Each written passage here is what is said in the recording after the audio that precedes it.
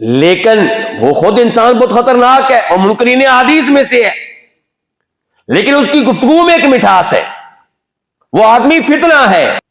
اب ممکن ہے آپ میں سے کوئی کہے کہ اچھی بات جہاں سے بھی ملے لے لینی چاہیے، کیوں جی یہی سوچ رکھتے ہیں آپ لوگ؟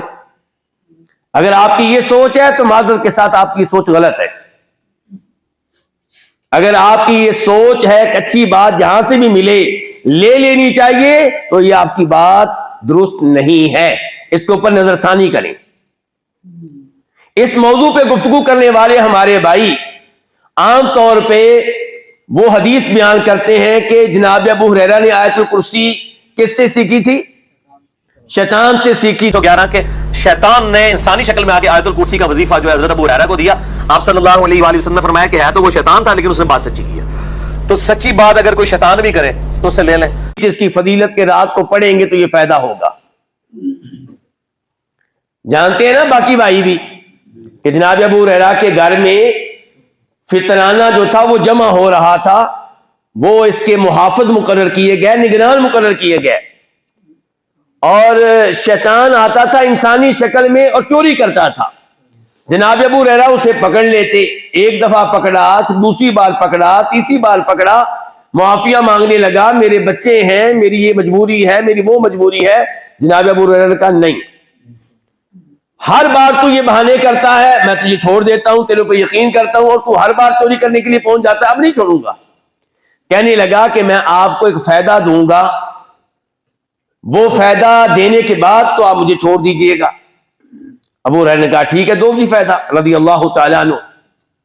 تو کہنے لگا کہ اگر آپ رات کو سونے سے پہلے آیت الکرسی پڑھ لیں تو پوری رات کوئی بھی شیطان آپ کے قریب پھٹک نہیں سکے گا، اور اللہ تعالیٰ کی طرف سے ایک حفاظت کرنے والا آپ کی حفاظت کرتا رہے گا۔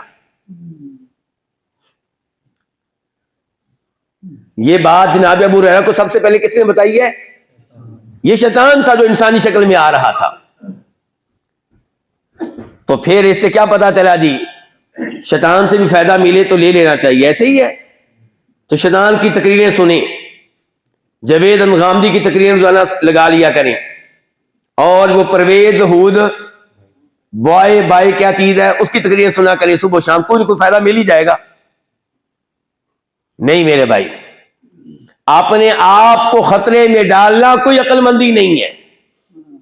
جناب ابو ہریرہ نے یہ اچھی گفتگو شیطان سے سنی ضرور ہے، لیکن اسے دین کا حصہ نہیں بنایا، اسے شریعت نہیں بنایا جب تک کہ جناب محمد الرسول اللہ صلی اللہ علیہ وسلم نے اس کو اپنی سٹیمپ نہیں لگا دی، اپنی مہر نہیں لگا دی۔ جب آپ نے تصدیق کی اور کہا صدقک وہو کذوب کہ اس نے سچ کہا ہے، اس سے پہلے ابو ہریرہ نے اس کو دین کا حصہ نہیں سمجھا۔ اللہ کے نبی صلی اللہ علیہ وسلم نے کہا صدقہ کا، اس نے سچ کہا ہے۔ اور معذرت کے ساتھ علماء کرام، دین کے طالب علموں، میرے ساتھیوں، یہاں پہ ایک اور اہم بات،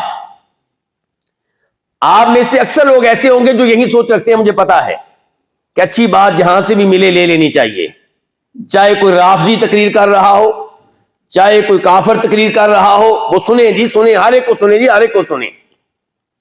نبی علیہ السلام نے یہاں پہ کیا کہا ہے؟ صدقک وہو کذوب، اس نے یہ بات سچ کی ہے، لیکن یاد رکھنا یہ سب سے بڑا جھوٹا ہے۔